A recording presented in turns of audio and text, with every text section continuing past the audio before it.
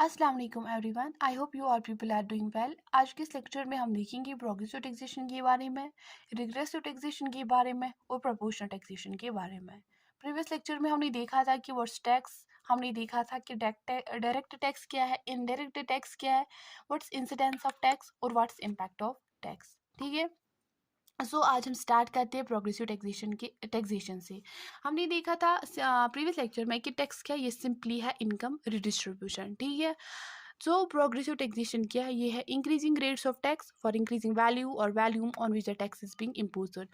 इसका मतलब ये है कि जिस चीज़ पे टैक्स लगाया जाता है, अगर उसका वैल्यू या वैल्यूम इंक्रीज हो गया तो उसको उस पर हमें ज़्यादा टैक्स पे करना पड़ता है। ठीक है, जैसे कि हम एग्जांपल लेते हैं इंडियन इनकम टैक्स, यानी कि जो हमारी इनकम है, अगर हमारी इनकम इंक्रीज हो गई तो इसका मतलब ये है कि हमें ज़्यादा टैक्स पे करना पड़ता है। ठीक है, जो पुअर पीपल होते हैं उनको लेस टैक्स को पे करना पड़ता है, जो रिच पीपल है उनको ज़्यादा टैक्स पे करना पड़ता है। ठीक है, ये जो प्रोग्रेसिव टैक्सेशन है ना, ये पॉपुलर टैक्सेशन मेथड है, not only in the India but through out the world.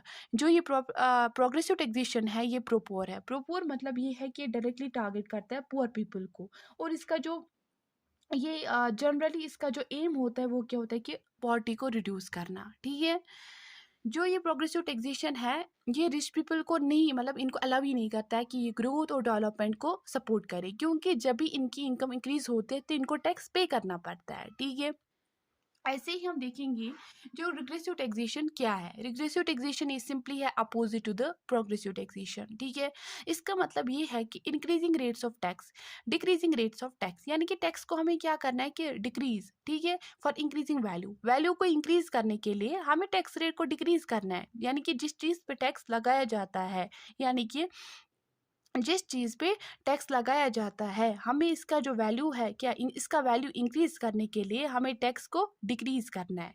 ठीक है, इसके लिए कोई स्पेसिफिक सेक्टर नहीं है। ठीक है, इट मीन्स दैट अगर हम एग्जांपल लेंगे growth and development of the small scale industries की। ठीक है, इंडिया जो है स्मॉल स्केल इंडस्ट्रीज की ग्रोथ एंड डेवलपमेंट को इंक्रीज करने के लिए ये रिग्रेसिव टैक्स लगाते हैं। ठीक है, जब भी फिर small and scale industries grow होती है, डेवलप होती है, तो बर्डन ऑफ टैक्स क्या होता है, वो डिक्रीज होता है। ठीक है, उसके बाद प्रोपोर्शनल टैक्सेशन देखते हैं। प्रोपोर्शनल टैक्सेशन मतलब है कि ये नाइदर प्रोग्रेशन है और ना ही ये रिग्रेशन है। ठीक है, इसमें क्या होता है कि इसमें एक स्पेसिफिक टैक्स रेट फिक्स की जाती है, हर किसी इंसान को पे करनी है, यानी कि जिनको टैक्स देना पड़ता है वो एक स्पेसिफिक रेट होती है, फिक्सड रेट होती है। ठीक है, इट डजेंट मैटर कि इसकी इनकम क्या है, मगर जो टैक्स रेट है वो फिक्सड है। ठीक है, fixed rates for every level of income और प्रोडक्शन।